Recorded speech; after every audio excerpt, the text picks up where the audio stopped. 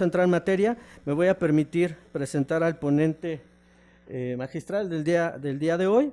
Es para mí un placer que nos acompañe Luis Alberto Sarale. Voy a leer una breve descripción de su biografía. Luis Alberto Sarale es magíster en diseño industrial y docente en la Facultad de Artes y Diseño de la Universidad Nacional de Cuyo, en Mendoza, Argentina. Actualmente se desempeña como vicedecano de esta facultad. Ha sido director de la carrera de posgrado Maestría en Gestión del Diseño para los Desarrollos Regionales de la misma universidad. Adicionalmente, preside la Red Latinoamericana de Carreras de Diseño DISUR, desde donde sus miembros buscan impulsar criterios comunes, aunque no uniformantes, para la formación profesional de diseñadores que puedan responder a las necesidades reales de América Latina. Esta red pues, está integrada por 24 universidades, principalmente de Argentina, pero también participan universidades de Chile, Brasil y Uruguay. Y recientemente tengo el placer de, bueno, se ha sumado gente de Colombia y México. Precisamente la División de Ciencias y Artes para el Diseño de nuestra unidad se ha incorporado formalmente a esta red. Entonces, muchas gracias, Luis, por haber aceptado la invitación y pues bienvenido hasta tu casa. Adelante. Bueno, buenos días a todos y a todas. Es un enorme placer compartir con hermanos latinoamericanos un afecto tan grande como es el tema de la formación del diseño y, bueno, aceptando la invitación de Marcos, estoy acá y espero que alguna de las reflexiones que traigo le sirva de disparador. Contextualizo un poco. Nosotros estamos trabajando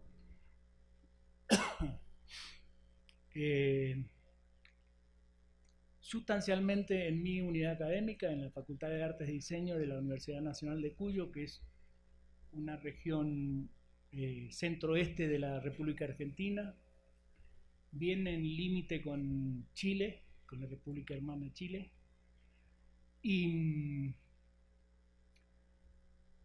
Argentina es un país como alargado y múltiple en las diversas formas de la multiplicidad como se la quiera entender, en paisaje, en clima, en etnografía, en cultura, y eso hace que no exista un discurso unificado prácticamente en ninguna disciplina, salvo en las disciplinas de carácter aparentemente duras. Entre las que estaba nuestra disciplina querida, que es diseño, y que además, con la propiedad genérica que cuenta diseño de ser una disciplina absoluta y permanentemente mutante, se genera una difusión del discurso de diseño bastante complicada. El objeto de la red DISUR es unificar, digamos, mapas de sentido, ¿no?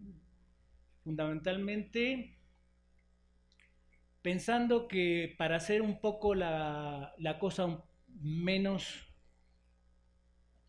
complicada, no compleja, nuestra intención como red fue al principio dividir al país en 5 grandes regiones, entre las que está nuestra región, que sería la región centro-oeste.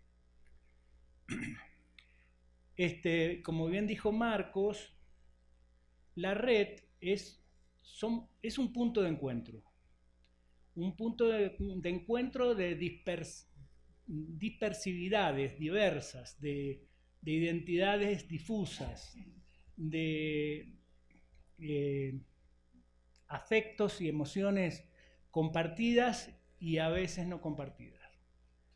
Y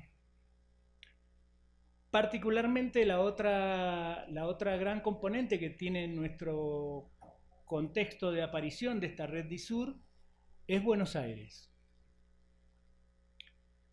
Buenos Aires es otro país. Bien sabemos que el diseño es una disciplina que podríamos también enmarcarla en genéricamente urbana. Y por lo tanto, diseño se manifiesta, se materializa, se posiciona, se identifica. Es la primera ciudad de diseño del mundo, del ICSID. Ya hay varias más, pero de hecho es una ciudad muy importante en diseño. Lo que significa para el resto del país una frontera muy difícil de romper por diversas situaciones. Lo cierto es que la Red DISUR viene a aliviar un poco esta frontera, viene a generar nuevas formas de relacionarnos y se ha enriquecido sustancialmente con la incorporación de las universidades latinoamericanas hermanas.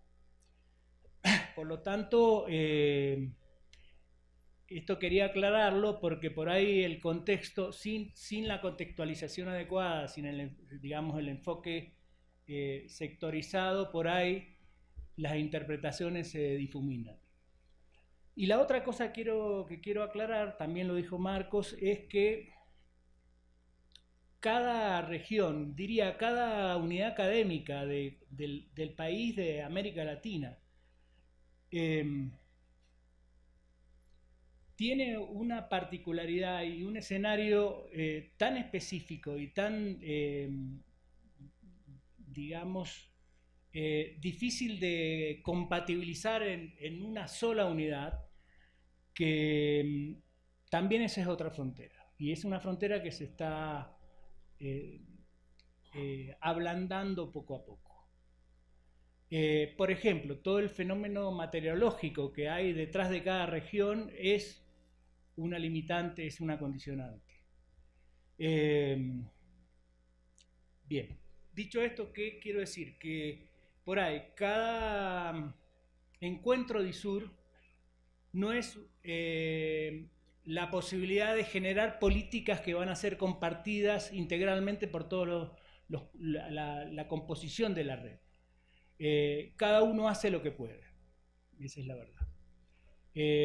Sí, lo que importa en esto es que exista ese horizonte, exista esa referencia, exista esa posibilidad de ser, pero además exista la posibilidad de que si voy ahí, voy a tener las puertas abiertas para dialogar, para exponer mis cuestiones, y creo que eso es lo más importante.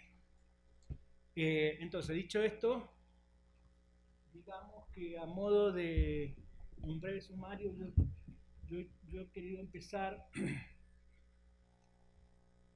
Bueno, ese es mi Mendoza en otoño, con la primera parte refiriéndome un poco al concepto de cambio de época, pensando en que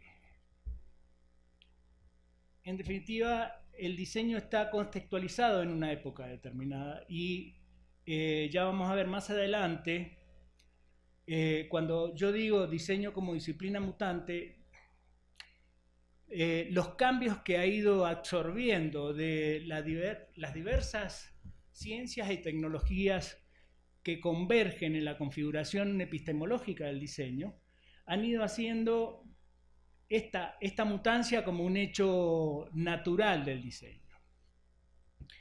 Y en esto el cambio de época es fundamental. El cambio de época,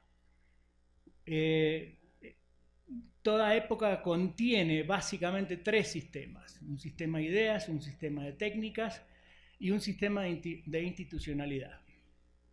Sería un modelo paradigmático que los procesos de mutación a lo largo de la historia han sido lentos hasta la década del 60.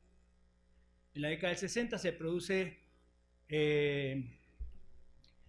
digamos, debido a la gran evolución que se produce en ese momento, se produce un fenómeno hiperrevolucionario desde lo tecnológico, lo económico productivo, lo sociocultural, que produce profundos cambios, al punto de cambiar el cambio, digamos, el paradigma central del sistema de ideas, sistema de técnica y sistema de institucionalidad. Este cambio de paradigma tiene un correlato. Si bien se producen los cambios, por ejemplo, la aparición del chip en el campo tecnológico genera la mutación de un esquema de relación y de mediación de ciertos procesos de producción y de comunicación que facilitan, por ejemplo, que las grandes corporaciones muten, digamos, cambien hacia otros territorios, rompiendo el esquema homeostático de equilibrio que tenía el sistema, el modelo de Estado-Nación. Un modelo de Estado-Nación de carácter, llamémosle si quieren proteccionista, pero sería benefactor el término más adecuado, y que ese impacto de esa, estamos hablando de la década del 60, cuando empieza a tener preponderancia este cambio tecnológico, se producen la aparición de las corporaciones multinacionales. Esto genera cambios en los modelos de producción y genera, lógicamente, desplazamiento de la clase trabajadora y genera crisis social y un encadenado de situaciones que van haciendo de la realidad una situación compleja y en muchos casos conflictivas. Impacta en lo físico-ambiental, por esto que decía, estos cambios que se producen en lo económico-productivo, en lo sociocultural, y sin ninguna duda modifica el estado digamos, de la materialidad con la que se producía digamos, la diversidad tecnológica con la que se producía y, por supuesto, la componente simbólica. No nos olvidemos que en esa época, en esta época de grandes cambios, aparece el mercado de la oferta. ¿Por qué? Porque se aumenta la capacidad de producción al punto tal de que hay que salir a vender lo que uno produce porque si no, no hay circulación. Para lo cual hay que crear nuevos imaginarios, hay que configurar una estructura simbólica nueva, distinta, nuevos modelos, y van apareciendo nuevos conocimientos. En este contexto, las escuelas de diseño habían venido trabajando con el modelo Umniano y Bauhasiano, con un diseño centrado en el objeto, donde el grado de participación del usuario, del sujeto de destino, yo lo llamo más genéricamente de este modo, participaba poco o nada, digamos. Era una relación estético-funcional entre el actor principal, que era el diseñador, y ese supuesto sujeto de uso, digamos, de funcional, que era el sujeto de destino. Yo no sé si hemos cambiado. Todo este cambio también lo que genera son nuevos escenarios, nuevos discursos, nuevos sistemas de relaciones, lo que requiere nuevas competencias para abordarlas. Estamos hablando de nuevos sujetos en nuevos entornos teóricos. Sigo preguntándome, ¿el diseño qué ha hecho acá?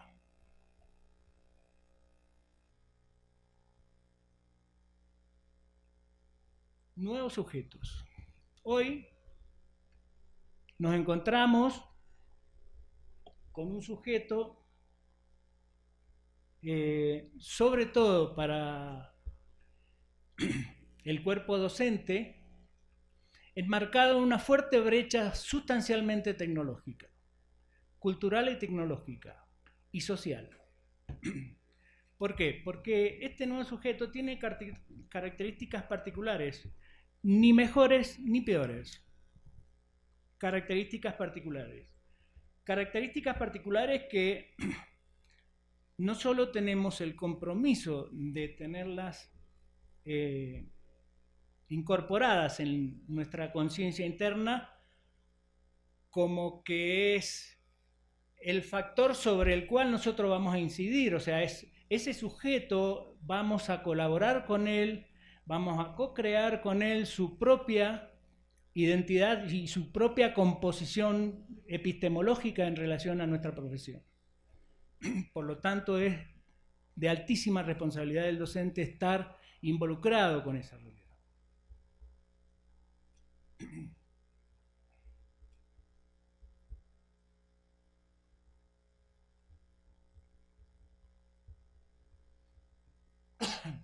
Bien.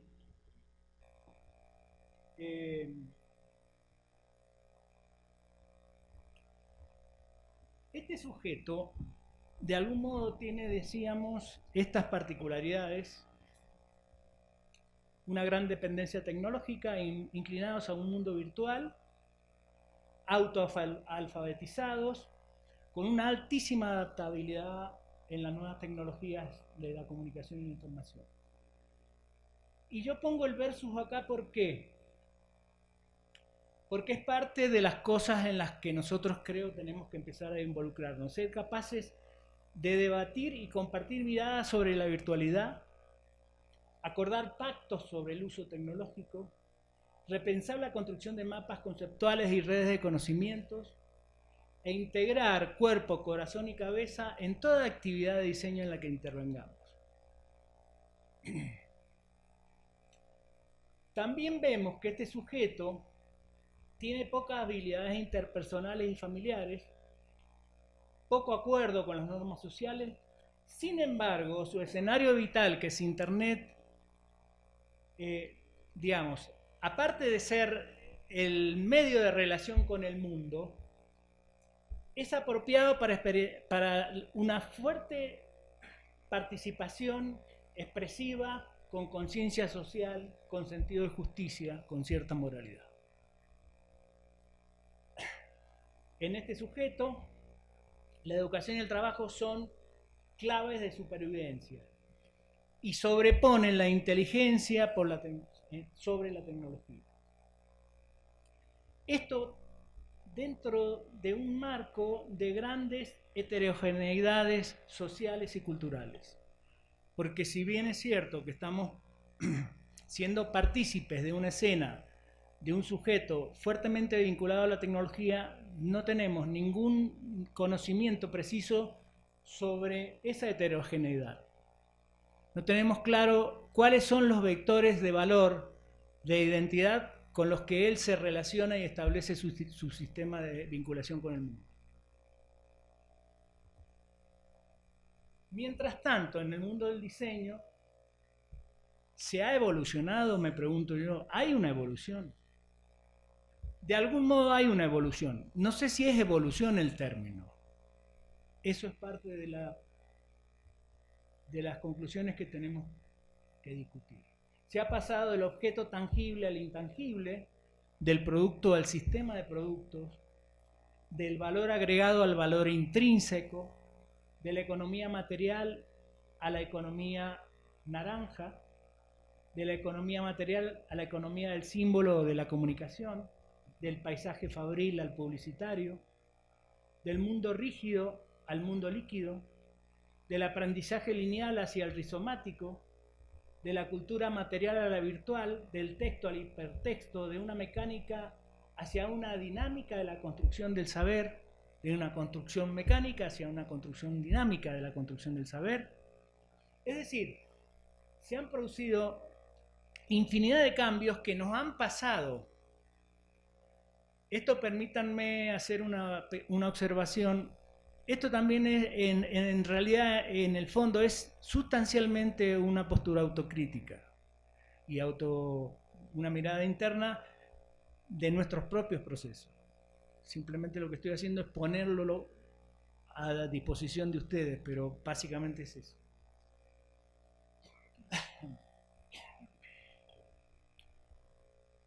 Es decir, mientras se está construyendo un nuevo sujeto con una nueva conciencia social, con una nueva narrativa, una nueva discursividad, un nuevo sistema de mediaciones, en el diseño están pasando un montón de cosas también. y esas cosas convergen en un escenario compartido, que es el aula.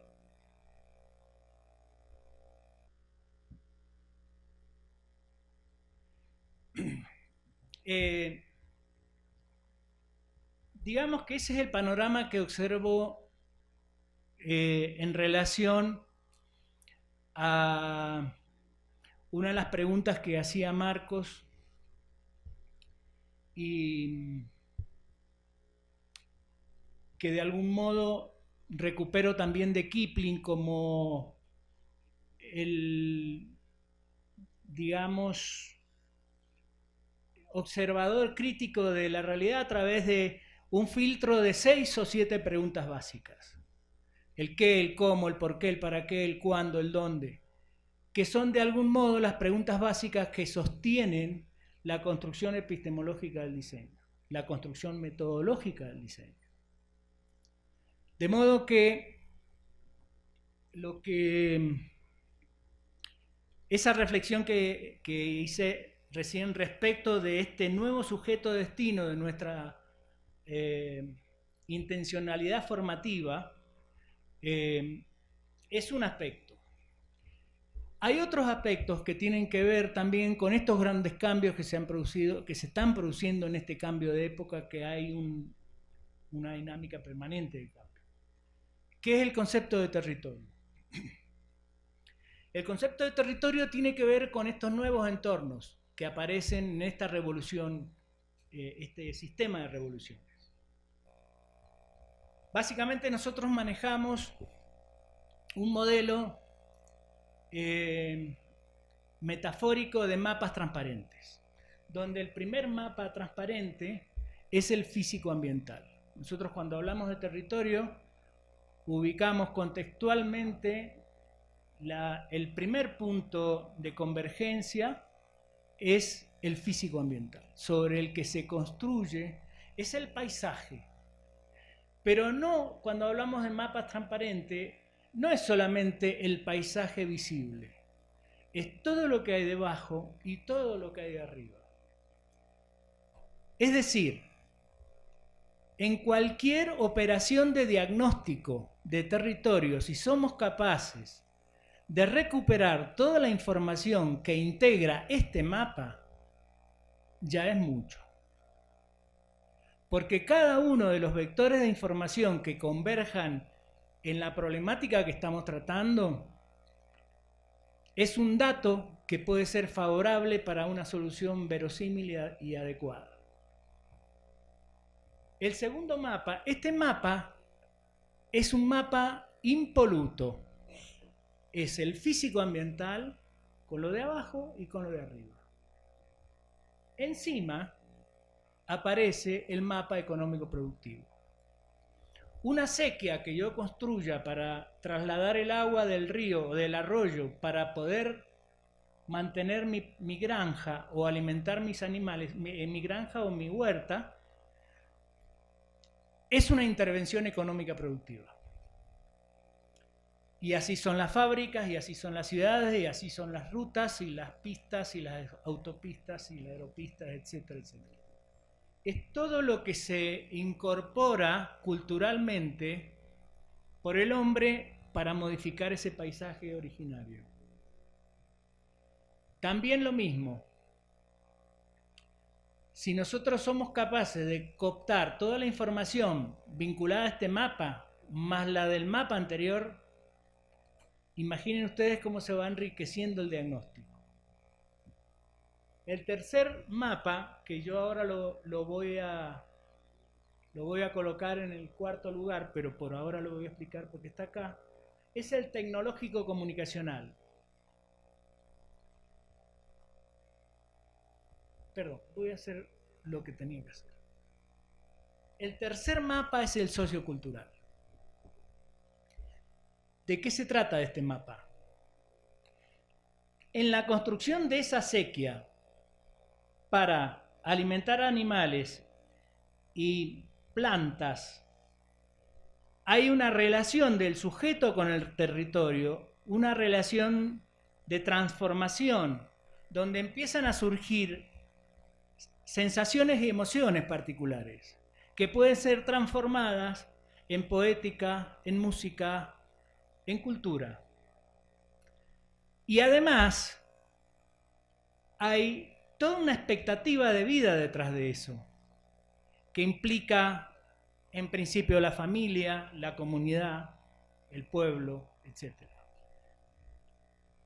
Por lo tanto, en este mapa, también este mapa es clave y tiene que ver con esto que mencionaba recién respecto del destinatario de nuestra intervención con diseño, que es el sujeto de destino.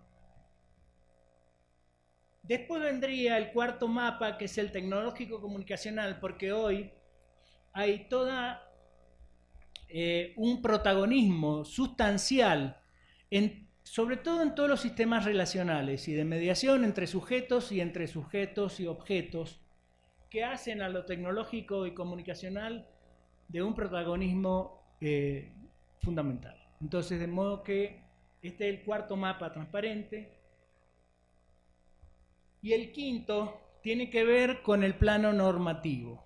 Este plano contiene todas las reglas y normas que regulan todo el sistema de relaciones hacia abajo. ¿Puedo hacer esa acequia? ¿Me lo permite la vinculación con mi vecino? Digo, todo eso estará regulado y reglado por este mapa político-ideológico. ¿Sí? De modo que tenemos, si quisiéramos recortar un pedazo de ese territorio con nuestra problemática, tendríamos toda la información pertinente. Tendríamos en ese recorte un diagnóstico integral del lugar de intervención con diseño.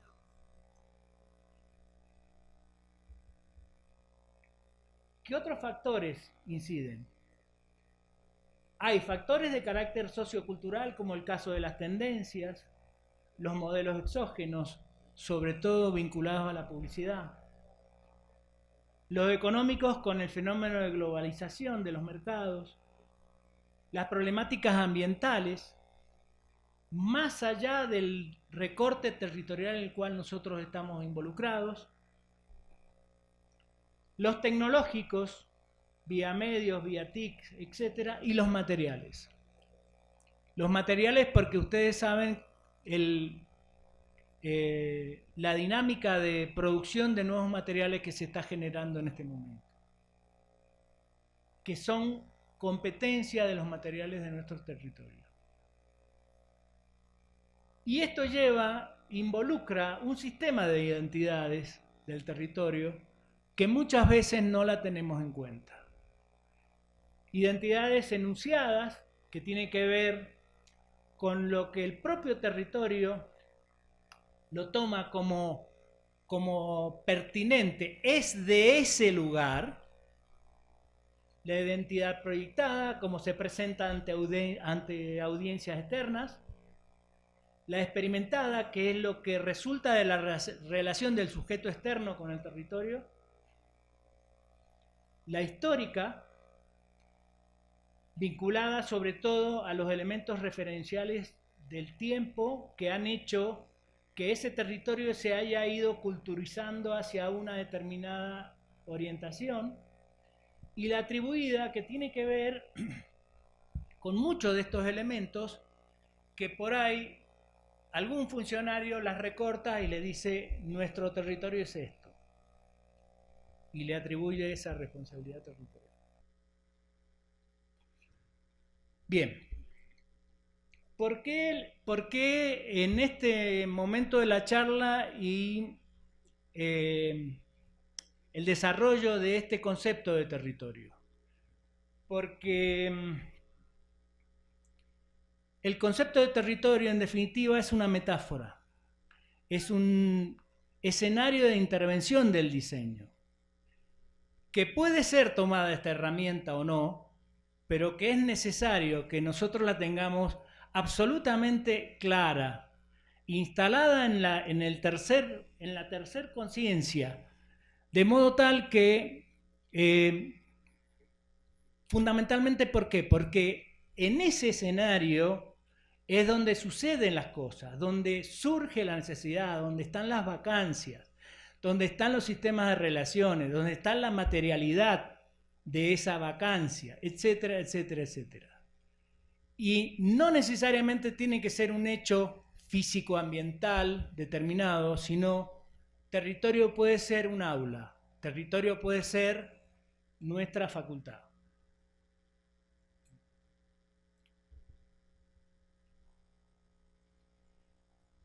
Vamos al tercer protagonista de esta charla, que sería el diseño.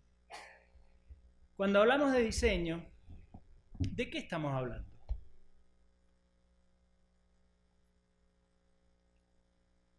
Disciplina más difusa que el diseño no sé si hay. Entonces, de hecho comentaba con Marcos que uno de los desafíos que tiene el DISUR es llegar a no delimitar de ninguna manera, por favor no me lo interpreten de ese modo, sino a hacer un mapeo de sentido de diseño como disciplina. Fundamentalmente por el hecho de que se ha difuminado tanto el término diseño y con eso arrastra la difusión de lo disciplinar. Entonces,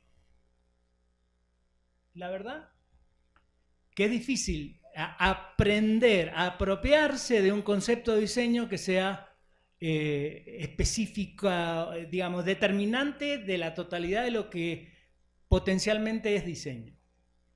Y si no, es cuestión de ver cuántas definiciones de diseño hay, miles de definiciones.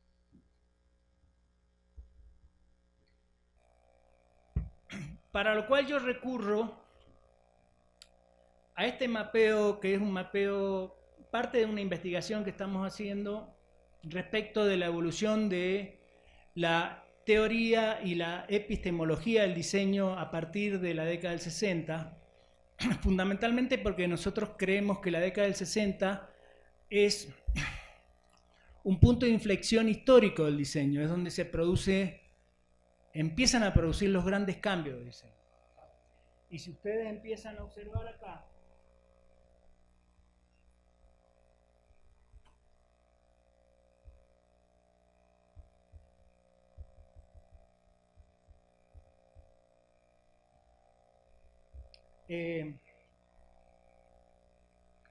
quiero hacer una aclaración. Este mapa es un mapa más vinculado a todo lo relacionado con diseño industrial, sustancialmente diseño industrial, y eurocentrista.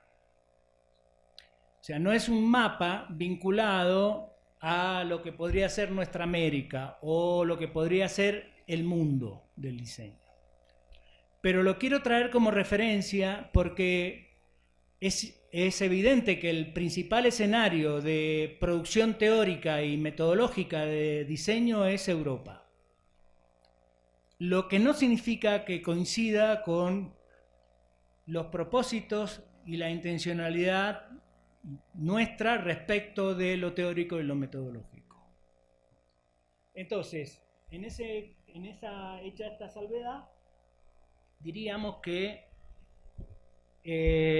bueno, hay varios actores claves de, digamos, de producción de conocimiento vinculado al diseño. Faltan un montón. Esto es un mapa básico, muy sintético. Como que han recorrido toda la historia del 60 a la actualidad. Acá creo que falta, no, ese Mancini está ahí, pero faltan algunos como Wibonsi, Jorge Frascara. Es decir, hay mucha vacancia, pero me interesa como referencia, ¿sí? Como para ver cuál ha sido la evolución.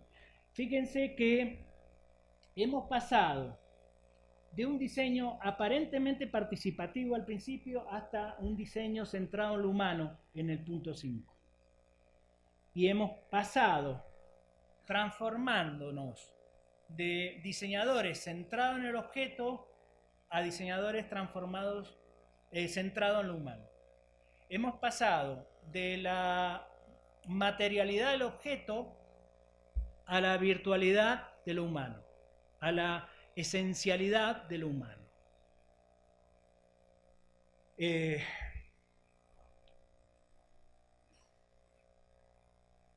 Perdón, acá la otra cosa que quería aclarar era los cambios de teoría del diseño. Digamos, se comienza con una concepción más de carácter científico-tecnológico. Se empieza a hacer una reflexión fuertemente. Acuérdense o recuerden que, ¿por qué la década del 60 la pongo como referencia? Es cuando se producen los grandes movimientos sociales, los grandes movimientos culturales, empiezan a aparecer áreas científicas como dentro del campo de la sociología, inexistente hasta más o menos esa época, o a fortalecerse. A ver, el caso de lingüística y semiótica, por ejemplo, etnografía, etcétera, antropología particularmente cultural, es decir, una cantidad de disciplinas de carácter científicas blandas que son las que terminan convergiendo en como masa crítica teórica de la conformación de ese corpus epistemológico del diseño, que se empieza a ver materializado en algunas acciones un poco más adelante, como en el caso concreto de todos los trabajos que están haciéndose alrededor de diseño para la innovación social, por ejemplo. Bueno, hay mucho cambio. Aparece el concepto de este pensamiento de diseño, es decir, bueno, esto es un poco lo que aclaraba yo recién. En general, en este proceso, si bien yo lo he intentado alinear en una espiral, no necesariamente sigue una estructura lineal, sino que... Y este gráfico también es muy importante, porque este gráfico tiene que ver con el grado de complejidad de la intervención del diseñador, en el objeto a intervenir. Entonces hay una primera etapa vinculada al mapeo clásico y tradicional que conocemos todo de diseño gráfico, diseño de indumentaria, diseño de ambiente, etcétera. Digo, todo lo que normalmente conocemos, que están centradas en los objetos y que de algún modo terminan en la artefactualidad cultural que nos envuelve.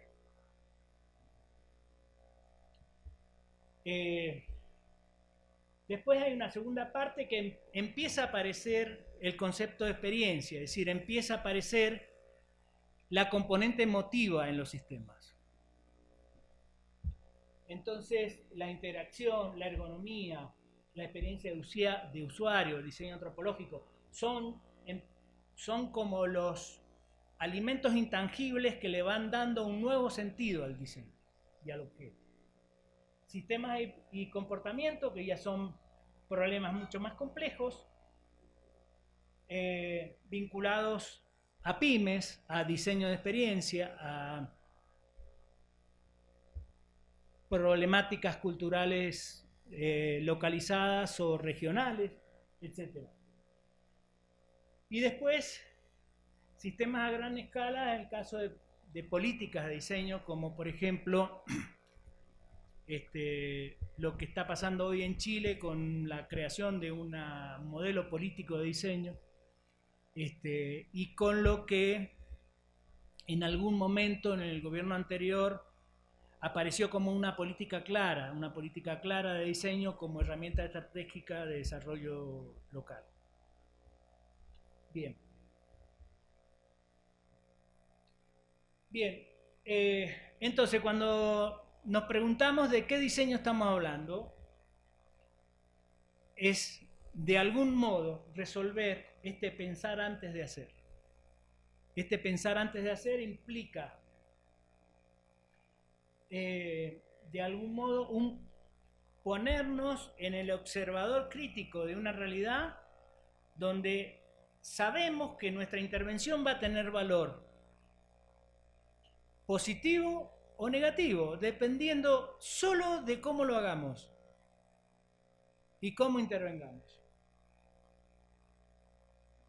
Creo que estamos en un punto de inflexión interesante, también lo charlábamos con Marcos. Hay un fenómeno en todas las escuelas de diseño de América Latina, por lo que nosotros podemos observar en la red DISUR, que los grandes maestros de la década del 70, del 80, están, el término es ese, jubilándose, se están yendo de la facultad.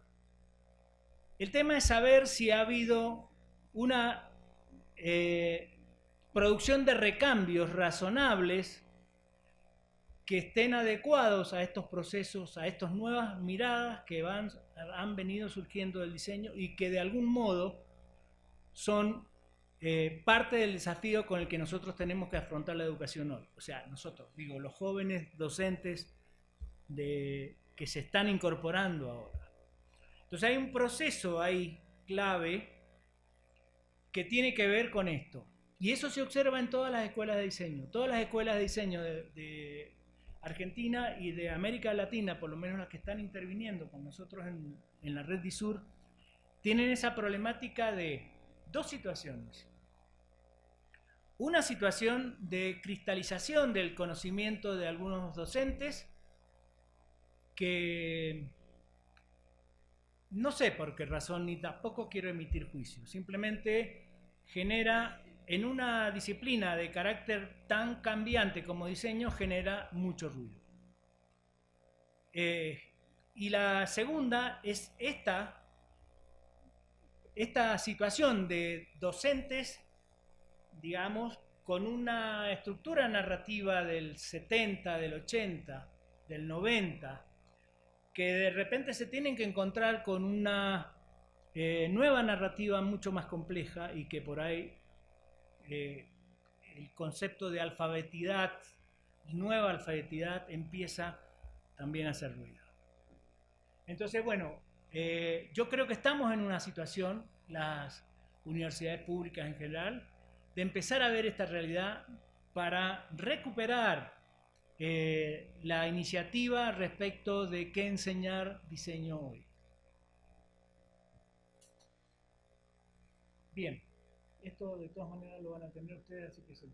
Bien, ¿y por qué diseño como recurso estratégico en las sociedades contemporáneas? Y sobre todo en las sociedades, diría, particularmente latinoamericanas, porque las sociedades particularmente latinoamericanas, y no tanto las urbanas, las periurbanas y las vinculadas más a la producción de campiña, digamos.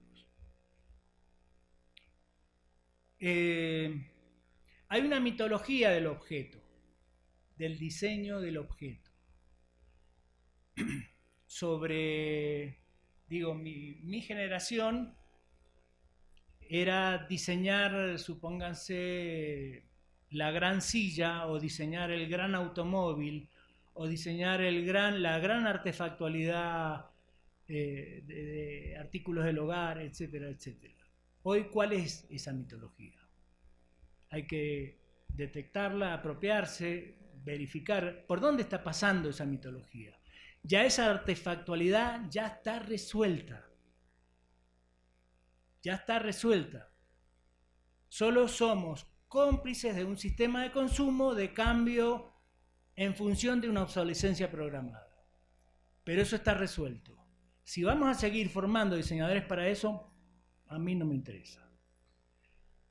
Creo que el diseño tiene un rol protagónico en los cambios sociales y culturales de nuestras comunidades importantísimo. Y creo que tiene las herramientas para hacerlo. Entonces, es un recurso estratégico sin ninguna duda. Y acá empieza a aparecer todo el diseño. que es la otra cosa que tenemos que empezar a hablar. Hablar de diseño, de esta difusa disciplina, diseño, como totalidad, fíjense la contradicción, más que hablar de diseño industrial, diseño gráfico, diseño de comunicación, diseño de esto, diseño de aquello, que genera recortes sin sentido, porque hoy las problemáticas son integrales y se resuelven en forma integral. Es impresionante la convergencia de hechos y de conceptos que intervienen hoy en cualquier problemática de diseño. Sobre todo porque hoy no se puede dejar de hacer diseño sin una fuerte componente emotiva, sin una fuerte componente vinculado al sujeto cómplice de la solución de su propia vacancia. Entonces hablamos de identidad, hablamos de contención cultural, hablamos del factor de desarrollo de calidad y hablamos de nuevas experiencias. Se supone que esto, siempre hemos dicho que diseño colabora con la generación de calidad de vida. Ahora, también tenemos que preguntarnos qué es calidad de vida. ¿Será buen vivir de la filosofía aymara? ¿Será exactamente eso para nosotros? Entonces, ¿qué es calidad de vida? Nosotros creemos que es un concepto holístico que implica un desarrollo integral del territorio, pero de ese territorio del cual nosotros estamos hablando, de ese territorio total.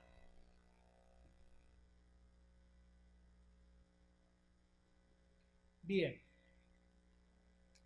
¿cuáles son los desafíos que nosotros consideramos?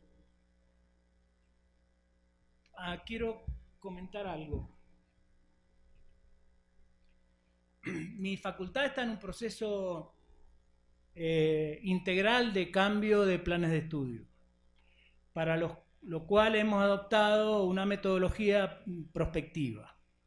Entonces estamos trabajando en un modelo horizontal de intervención de los 4 claustros que tienen que ver con la educación del diseño, es decir, el alumno, el docente, el no docente y el egresado. ¿Por qué? Porque cada uno tiene algo que decir al respecto. Cada uno tiene algo que decir en cada una de las etapas del proceso de formación del alumno. Y eso es lo que tenemos que recuperar. Esa es la esencia sobre la cual hay que hacer toda la reingeniería interna de los componentes sustanciales de este nuevo corpus epistemológico, no nuevo, en construcción, para ser más exacto, que es el con el que los chicos van a asumirlos como herramientas de su propio cambio y del cambio de su entorno. Entonces, venimos trabajando hace 2 años con esta herramienta, estamos terminando este año. Es un proceso de reuniones, hay referentes claves de cada uno de estos 4 claustros, hacemos reuniones periódicas, una por mes, y se discuten temas específicos, desarrollados previamente en un mapa temático compartido.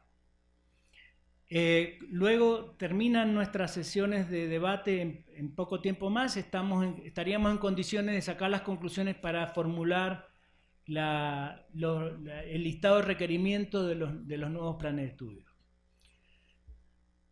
Y otra herramienta que estamos trabajando, que es una herramienta de necesidad inmediata que teníamos, es un centro de innovación y desarrollo que tiene que ver, basado en un modelo de diagrama de Venn con 3 grandes áreas.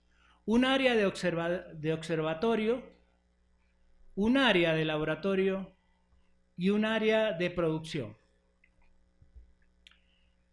El área de observatorio es el área que produce el primer contacto con la problemática, que luego es absorbido por el laboratorio que lo opera y lo puede derivar a los 3 o 4 niveles posibles que puede derivarse una problemática de diseño: al grado, al posgrado, a la investigación y a la vinculación.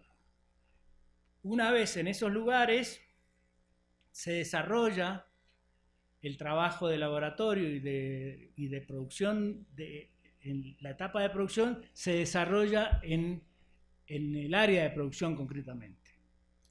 Entonces son herramientas que las teníamos nuestros talleres de diseño industrial, teníamos nuestros talleres de gráfica, pero no los teníamos en estado consciente dentro de un esquema de funcionamiento más integral y holístico con el que estamos trabajando ahora. Bien. Esta frase me parece muy interesante de Jacques Delors. Este es el coordinador del equipo que trabajó para la UNESCO los 4 pilares de la educación para el siglo XXI. Bien.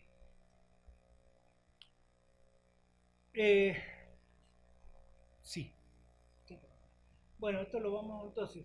Hay que tomar en cuenta capacidades complejas y críticas, o sea, metidos en un escenario de hipersaturación informática donde prácticamente no hay espacio ni tiempo para la crítica, ver qué se hace con eso, centrado en el alumno, teniendo en cuenta la dimensión dialógica, axiológica, metodológica, noxiológica, etc.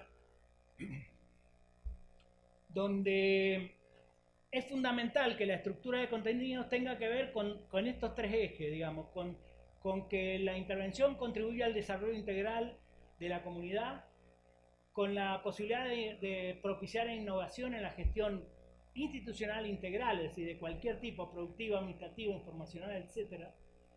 Y responder a la creciente demanda de calidad educativa.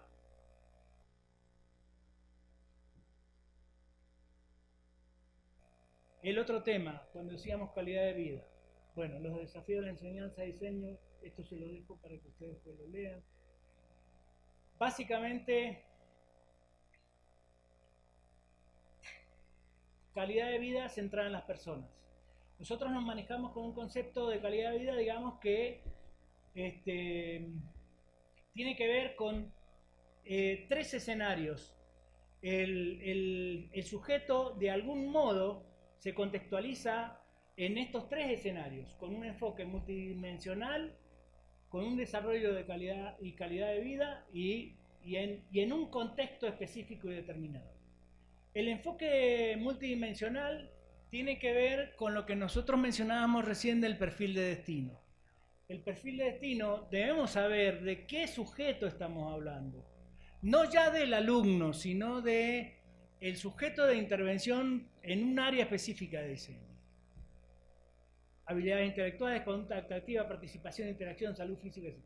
La calidad de vida es un concepto, hay varios etcétera. La calidad de vida es un concepto holístico y multidimensional, sin duda, es un hecho integral e integrador que de algún modo también tiene que tener un sistema de seguimiento y de control. Hay que ser, creo que uno de los grandes desafíos que tiene el concepto de calidad de vida es la construcción de los indicadores de proceso, de resultados y de impacto. Eso es fundamental.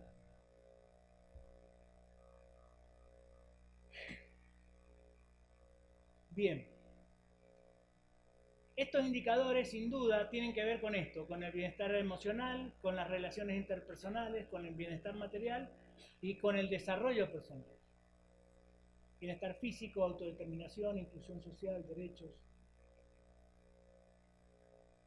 Y el contexto es un modelo también vinculado a 3 espacios, 3 perspectivas espaciales que tienen que ver con lo macro, con lo meso y con lo micro. Si el contexto no se lo puede recortar a alguna de esas expresiones. se tiene que configurar de modo integral para que tengamos la información integral del tema. Bueno, y las conclusiones las dejo para que las compartamos. No hay conclusiones acá. Va a haber conclusiones acá. Bueno, nada más.